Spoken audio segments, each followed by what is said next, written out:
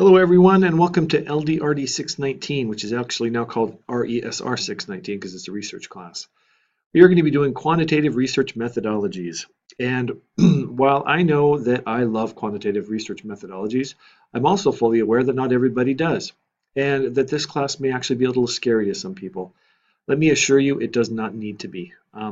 We are going to look at some quantitative research methodologies. We are going to go through what they are. I'm going to give you a chance to practice on a couple of them, but I'm not expecting those of you who do not intend to do quantitative research to become masters at quantitative research methodologies. I've been in the doctoral program for quite some time, and I know that the vast majority of students are going to follow a qualitative research methodology, especially since many of you might have already formulated your ideas in your previous class on qualitative research methodologies. But I want to be able to expose you to quantitative research methodologies for a couple of reasons. First, so you know how to look at quantitative research that you might use in your literature review or for some other source, and assess whether or not it's any good. There's a lot of crap research out there. A lot of it is quantitative, and a lot of it isn't any good because they haven't picked a large enough data set. They haven't clearly specified the variables they're going to use when they're testing out their null hypothesis or their alternative hypothesis, or just the general quality of the research isn't any good. And as you're designing your research, whether it be quantitative or qualitative, if you're going to reference some of these studies, I want you to be able to have the power to determine whether or not this is something you want to include in your literature review or other parts of your dissertation. The other thing I want to be able to do is for those of you who are truly interested in doing a quantitative research design, I want to be able to show you the different ways that you can assess the data that you're looking at.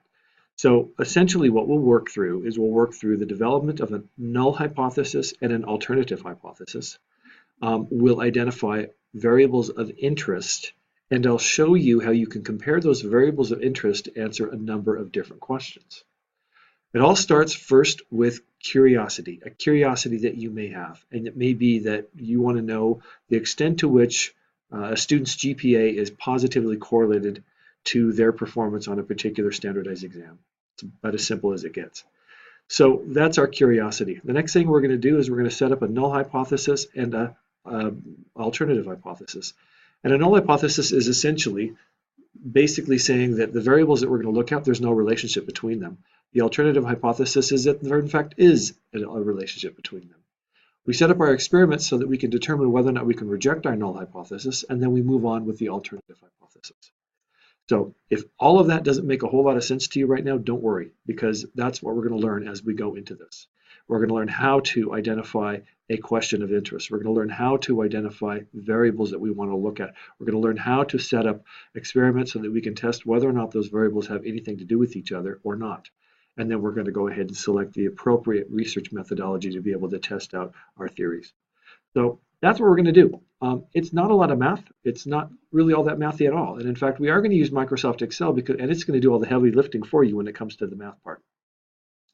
But I want you to, again, be able to sort of assess what's good and what's bad as far as quantitative goes. And if you're interested in quantitative, get a feel for the different methodologies that you might want to use as you design your own studies. A little bit about me. I've been doing quantitative research methodology, chairing dissertations, and leading doctoral programs for about 10 years. So I'm pretty versed in this.